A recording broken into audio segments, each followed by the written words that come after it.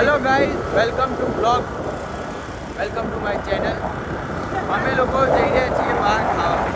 પણ મારા ભાઈબંધ સાહિલ અને ભાઈબંધ રાઘવ બસ ઝઘડો થઈ રહ્યો છે કે ક્યાં ખાવા જવું છે, કેફે કાં તો વસ્ત્રાપુર. હવે ત્યાં પહોંચીને અમે તમને બતાવીશું કે અમે ક્યાં ખાવા આવ્યા.